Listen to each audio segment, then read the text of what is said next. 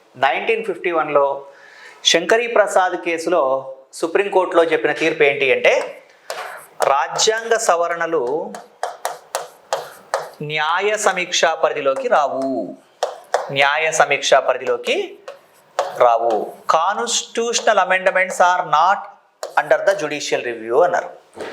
ఎప్పుడైతే శంకరీ ప్రసాద్ కేసులో supreme court constitutional amendments are not under the judicial review అని చెప్పారో, నెక్స్ట్ ఏం చేసింది అనంటే పార్లమెంటు 1964లో 17th కాన్స్టిట్యూషనల్ అమెండ్మెంట్ 17వ రాజ్యాంగ సవరణ చేసిందండి. 17వ రాజ్యాంగ సవరణ చేసి ఏమన్నారు అంటే, డీసెంట్రలైజేషన్ ఆఫ్ వెల్త్, సంపద వికేంద్రీకరణ.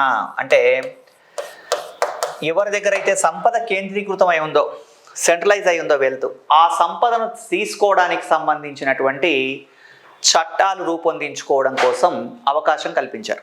అంటే సంపద వికేంద్రీకరణకు అవకాశం కల్పించారు. అంటే స్టేట్ గవర్నమెంట్లు, సెంట్రల్ గవర్నమెంటు వ్యక్తుల దగ్గర ఉన్న సంపదను తీసుకోవడానికి చట్టాలు చేయడానికి కొన్ని నిర్వచనాలు డీటెయిల్డ్గా ఇచ్చారు. సో సింపుల్గా మీరు దాన్ని 17th కాన్స్టిట్యూషనల్ అమెండ్మెంట్ అంటే సంపద వికేంద్రీకరణకు సంబంధించిన చట్టాలు చేయడానికి అవకాశం లభించింది పార్లమెంట్కి, రాష్ట్ర శాసనసభలకి. అంటే ఎందుకు రాజ్యాంగ సవరణలు న్యాయ సమీక్ష పరిధిలోకి రావు కదా, అందుకని. అప్పుడు ఏమైందంటే 1967లో ఒక ఆయన కోర్టుకు వచ్చాడు.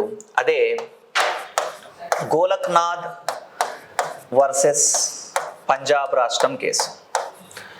ఈ గోలక్నాథ్ వర్సెస్ పంజాబ్ రాష్ట్రం కేసులో సుప్రీంకోర్టు ఏం చెప్పింది అంటే 1967లో, అంటే ఇక్కడ వాళ్ళు అడిగారు, సార్ గోపాలన్ కేసులో ప్రాథమిక హక్కులు ఇంపార్టెంటే అన్నారు, కానీ 1వ రాజ్యాంగ సవరణ చేసి పరిమితులు విధించారు.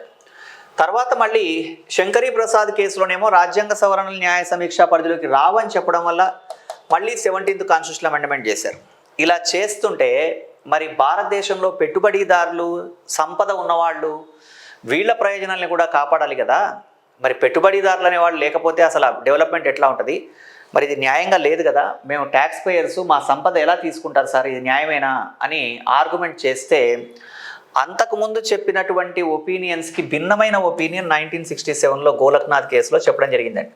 అదే ఏంటి అంటే, ఫండమెంటల్ రైట్స్ ఆర్ సాక్రోసెంట్, ప్రాథమిక హక్కులు అత్యంత పవిత్రమైనవి.